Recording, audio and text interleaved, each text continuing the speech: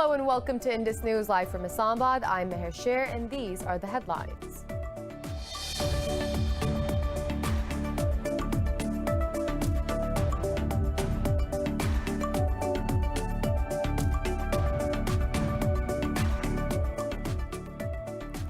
The United States has imposed sanctions on 5 Iranian entities accused of attempting to interfere in the 2020 U.S. presidential election.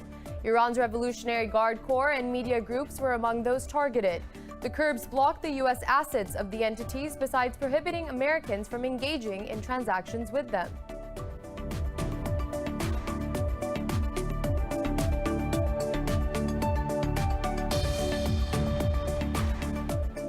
U.S. President Donald Trump says his diplomacy with North Korea saved millions of lives by avoiding a nuclear war. During the final presidential debate, Trump accused former President Barack Obama of bringing Washington to the brink of war with Pyongyang. Democratic presidential candidate Joe Biden accused Trump of displeasing U.S. allies by cozying up to China, Russia, and North Korea.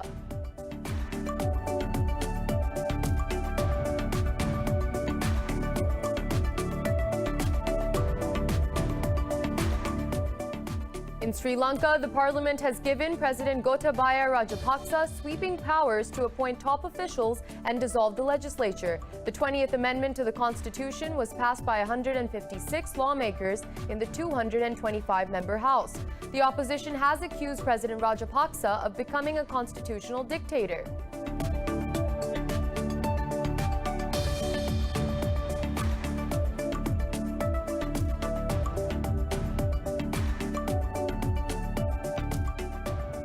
The U.S. death toll from COVID-19 has crossed 223,000 with more than 8.4 million infections. The second worst hit country, India, has recorded 690 overnight deaths, with the tally crossing 117,000. Its caseload has exceeded 7.7 million, with more than 54,000 new infections. Meanwhile, Pakistan has registered 13 deaths overnight, pushing the toll to 6,715. Globally, the virus has claimed more than 1.1 million lives while infecting over 41.6 million people.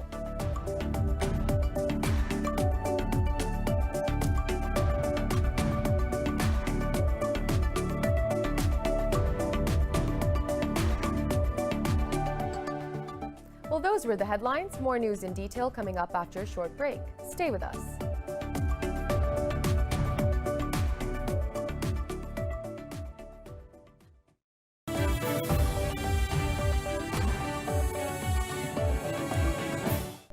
Welcome back. The United States has imposed sanctions on 5 Iranian entities accused of attempting to interfere in the 2020 U.S. presidential election.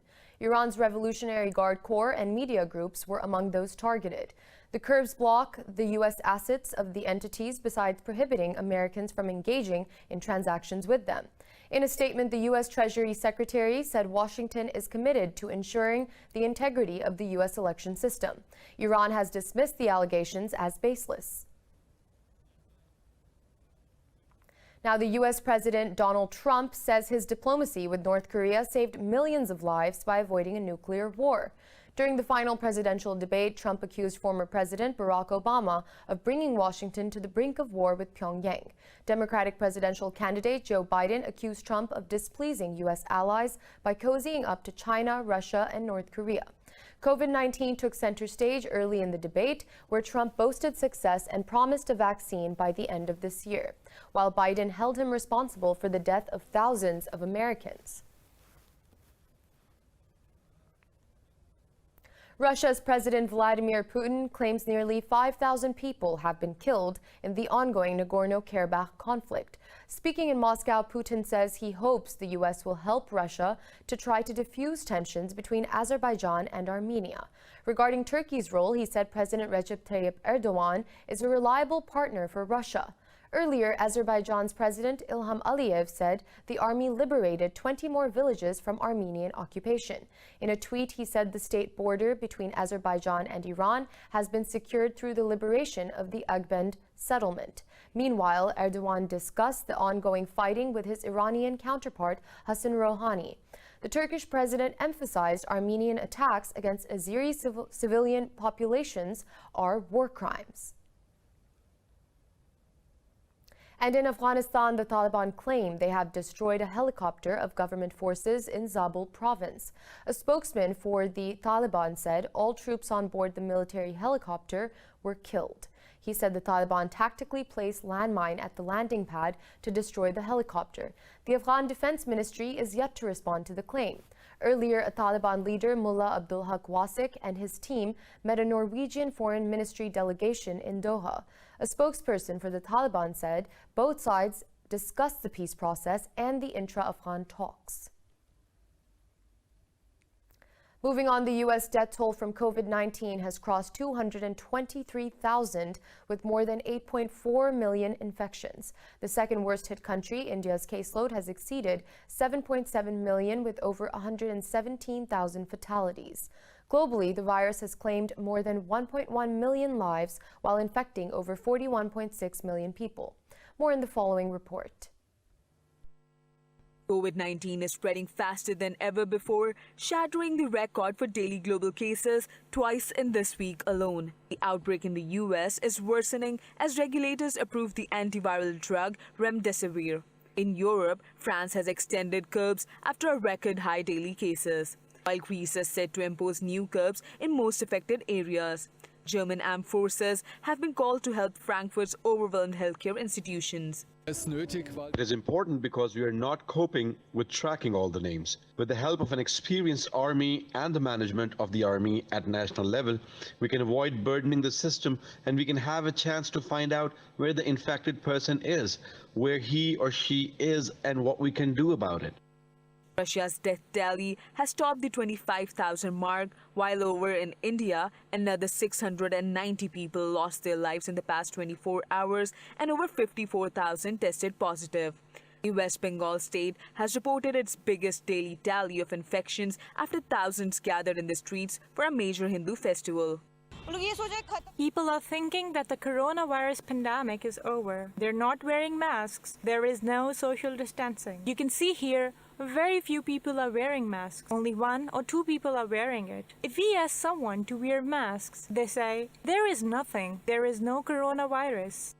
Meanwhile, Australia has decided to partially lift the cap on the number of citizens and permanent residents allowed to return each week. In Pakistan, COVID-19 has killed 13 people overnight, raising the death toll to 6,715. The health ministry says 736 people tested positive for the virus in the past 24 hours. The ministry said there are over 9,000 active coronavirus cases in the country. It said out of over 326,000 countrywide cases, more than 309,000 people have recovered. The ministry said some 142,000 cases have been detected in the Sindh province, while Punjab has reported over 102,000 cases. Moving on to Sri Lanka, the parliament has given President Gotabaya Rajapaksa sweeping powers to appoint top officials and dissolve the legislature. The 20th Amendment to the Constitution was passed by 156 lawmakers in the 225-member House. The amendment will allow the Sri Lankan president to hold ministries. The new constitutional clause also lifted a ban on dual citizens from holding a political office, which was strongly advocated by Rajapaksa. Meanwhile, the opposition has accused President Rajapaksa of becoming a constitutional dictator. Now, Israel has once again conducted airstrikes on the Gaza Strip. Israel's defense forces say their warplanes targeted military sites and facilities of Hamas. In a statement, it said the strike was a retaliation to 2 rockets fired earlier from the Gaza Strip. It said Israel's Iron Dome defense system intercepted one of the rockets while one fell in an open field. No casualties have been reported from the incident so far. Earlier, Israeli jets also bombed the agricultural lands in the Gaza Strip. Moving on, Turkey's President Recep Tayyip Erdogan says Ankara will cooperate with Tehran to ensure peace and stability in Syria. He was speaking to Iran's President Hassan Rouhani over the phone. The two leaders vowed to make joint efforts to maintain a ceasefire in Syria's Idlib province. Views were also exchanged on the ongoing Nagorno-Karabakh conflict and bilateral ties, among other issues. Now, Britain has signed a trade deal with Japan, marking its first major post-Brexit agreement. In a ceremony in Tokyo, UK Trade Secretary Liz Truss and Japanese Foreign Minister Toshimitsu Motegi put their names to the pact. The deal was reached in September, 3 months after formal negotiations began. It is touted to boost trade between the two countries by nearly $20 billion. The deal largely preserves the terms under which the UK traded with Tokyo as part of the European Union. Russian President Vladimir Putin says he is open to the idea of a military alliance between Moscow and Beijing. Speaking at a video conference, Putin said an alliance cannot be ruled out. Putin said Russia and China regularly hold joint military exercises and have achieved great success in military cooperation. Putin said the future development in this area can only be known with time. Turning to the possibility of China joining the Strategic Arms Reduction Treaty, Putin said Russia supports the idea, but it is up to the U.S. to invite China to the negotiations. The EU has imposed sanctions on the head of Russia's military intelligence for a cyber attack on the German parliament. In a statement, the EU said Igor Kostyukov and other Russians stole Chancellor Angela Merkel's emails in 2015.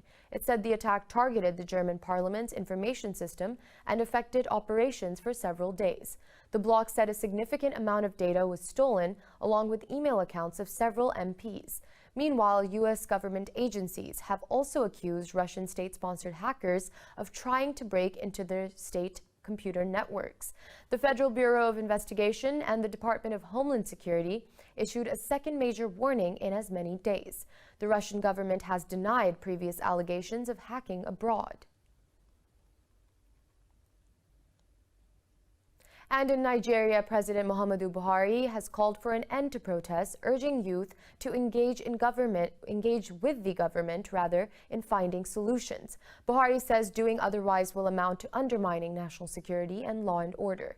In a televised address, he warned under no circumstances will this be tolerated. Buhari appealed protesters to take advantage of the government's initiatives designed to make their lives better. Earlier, a detention facility was set on fire as authorities struggled to enforce a curfew imposed to contain anti-police protesters. Nigeria has been marred by unrest for 2 weeks now after a viral video allegedly showed police officers killing a young man. And moving on, Cuba says the U.S. trade embargo has costed a record total of over $5 billion during the last financial year. Foreign Minister Bruno Rodriguez condemned the embargo, saying it hurt the country's ability to tackle the pandemic. He said damages since the embargo's inception had climbed up to $144 billion. Rodriguez added sanctions also made it hard to acquire necessary personal protective equipment and ventilators. Originally set out for October, this year's UN General Assembly vote on the embargo was postponed to May next year. It will be the 29th time Cuba has marshaled international support against the embargo. We'll be back with more news in detail after a short break. Stay with us.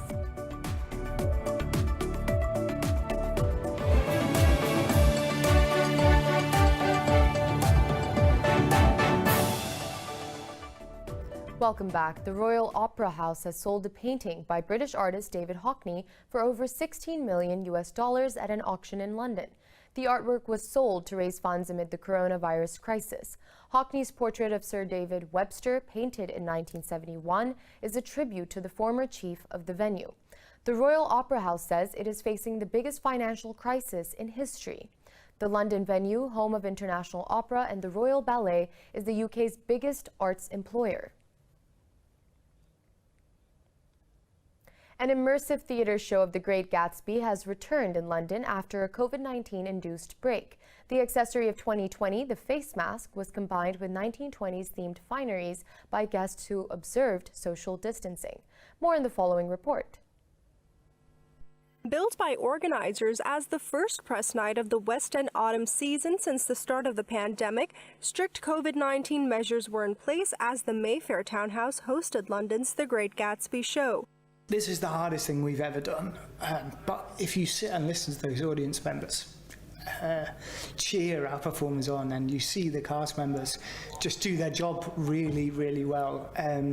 It's honestly one of the most beautiful things I've ever seen. So I would say try. I'd say fight for it. And there are people out there who need this in their lives, you know. The show is set in the fantasy world of F. Scott Fitzgerald's lead character, J. Gatsby, with people invited to attend one of his infamously opulent parties. In normal times, Gatsby is staged as an immersive experience, and audience participation is a key feature, where audiences or guests would normally dance, sip champagne, mingle with actors, and get invited to visit other rooms in the Gatsby mansion. The production has now been reimagined and reset as an Art Deco masquerade ball. We've had to make some fundamental changes to the show, so there are some scenes that we used to have. For instance, we used to have a 250-person Charleston. Now, it was really gorgeous to watch, but it's probably not the most responsible thing to do. So we've turned that into a new scene. So a lot of the key creatives, the original creatives for the production, came back to the rehearsal room, which again is a very rare thing. By audience, London's theatre scene is slightly bigger than the Broadway in New York. Theatres in London saw revenue of nearly £800 million last year, with the average ticket costing around £50. As the curtain fell, audiences leaving the venue were both in high spirits and nostalgic. Now, the UAE's newest attraction has broken the Guinness World Records for the largest fountain. More in the following report. 3, 2, 1, ladies and gentlemen, let's make history. Hands up in the sky, let's go! Located at the pond in Dubai's waterfront Palm Jumeirah area, the Palm Fountain was unveiled in a launch that was live-streamed across the world. The fountain spans over 14,000 square feet of seawater.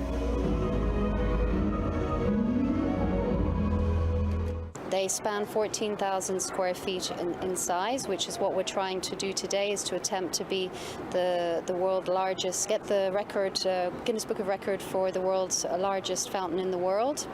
And one quite interesting part is that we have these super shooters, 128 of them, and they reach up to 105 meters. Ladies and gentlemen, it gives me great pleasure to announce The Palm Fountain was crowned the Guinness record holder for the world's largest fountain. It stole the title from the Bampo Moonlight Rainbow Fountain in South Korea, which measures 2,519 square meters in size. Adorned with 3,000 LED lights, Dubai's only multicolored fountain will be open to the public year-round.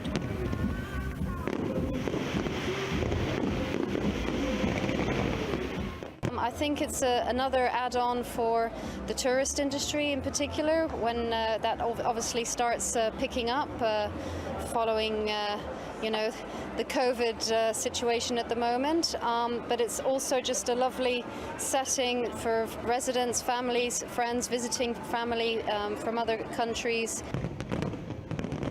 The fountain will have 3-minute dancing water displays set to music, running every 30 minutes.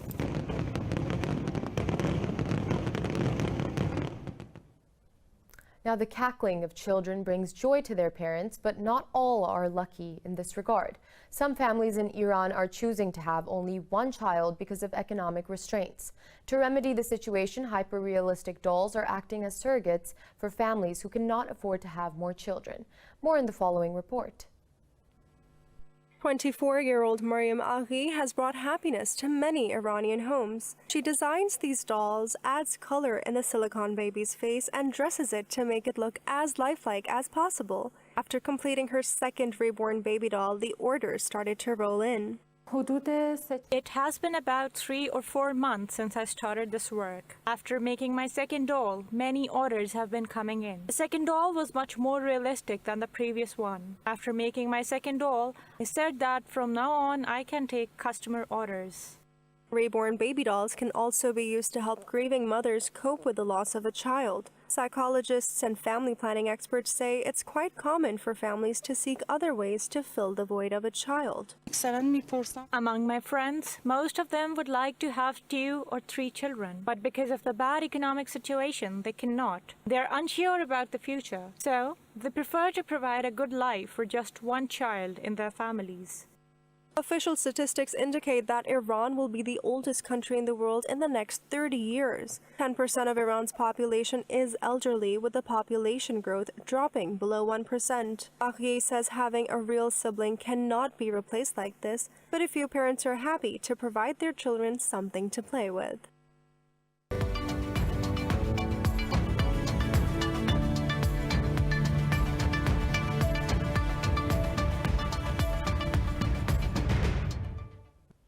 Now, stocks in the Asia-Pacific are trading mixed as investors monitor coronavirus developments. In China, the Shanghai Composite was slightly higher, while the Shenzhen component dipped fractionally.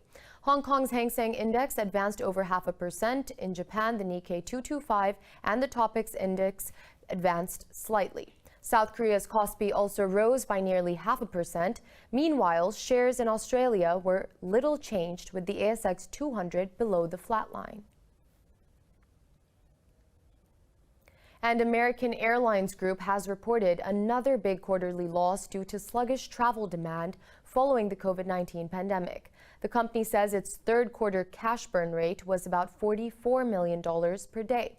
Declaring its third quarter results, the airline said its revenue dropped 73% to $3.17 billion. The carrier swung to a $2.4 billion net loss in the third quarter from a $425 million profit a year ago. The company said the American Airlines shares fell 2.7% in pre-market trading. The flag carrier expects to bring down the cash burn to $25 million a day in the fourth quarter.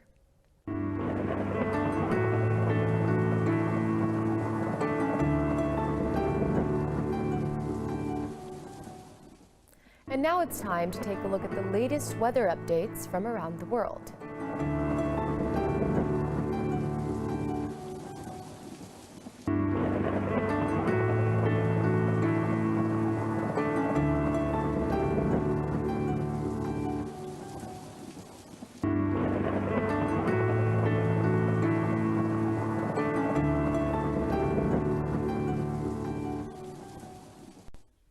For the latest updates, you can follow us on social media at indus.news.